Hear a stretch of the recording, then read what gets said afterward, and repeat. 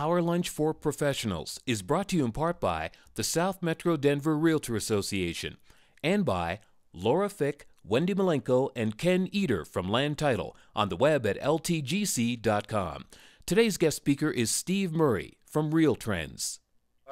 Whenever I do a program for anyone or I'm a panelist or a moderator, I always start with a goal that if I'm not able to present information that you can find useful to go out and create more business, that I really wasted your time. We'll go through the housing market, trends in brokerage, and broker sales professional investing.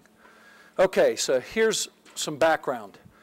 2005, 7.1 million existing homes, 1.2 million new homes, a record 8.3 million sold.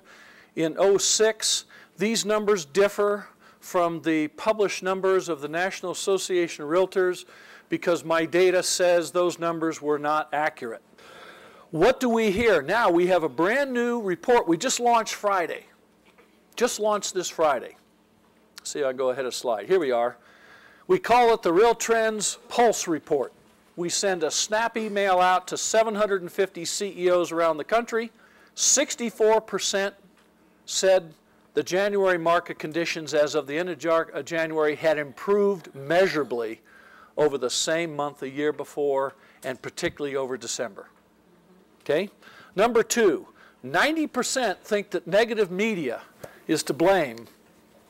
So I sent an email out to all of them and all realtors, all 1.3 million of them. Cancel your newspaper subscription, pull your classified ads. Unfortunately, they're still going to run those stories. 69% said that raising conforming loan limit will have a significant positive impact on their business. So I like that first one though. Almost 2/3 of the CEOs in the country said January feels, looks, and actually was a lot better than not only December, but a year ago, January.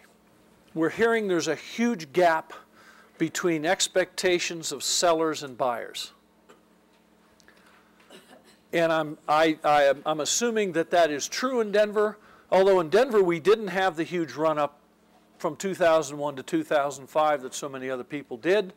We've been kind of, as far as I know, I check my house. I stopped checking it recently because I told someone, they said, well, how's your house doing? I said, I'm really in good shape. It's worth about the same thing I paid for it 8 years ago. And one day I'll get around to paying off some of the principal. Right, you know, do some of those.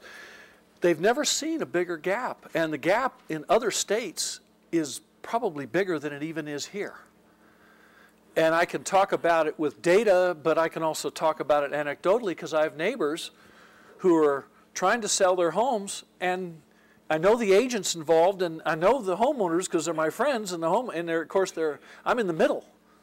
The agent goes, can't that guy get it? Does he want to really sell his home? He said, yes, but at that price. Well, it's not going to sell at that price. I said, have you told him that? Yes. Have you got him to lower the price? No. Have you recommended he take the home off the market? No. Have you handed him the listing back? Are you going broke underwriting the monthly marketing costs when you know it's not going to sell? The solution is all listing agents need to tell sellers who have overpriced listings, take them off the market. And given that that's half the inventory out there, according to some of your peers, we will immediately solve the inventory problem. There won't, you know, and then prices will rise, and you know how that goes.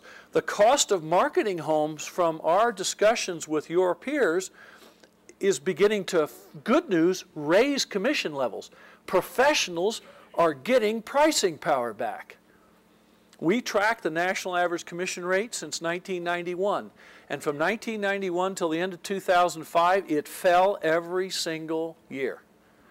And then we had the down market of 06, and guess what? It went from 5.02 to 5.18.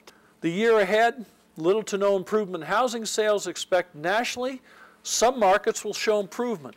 I'm a believer that Denver will be better this year than it was last year and the year before. Why?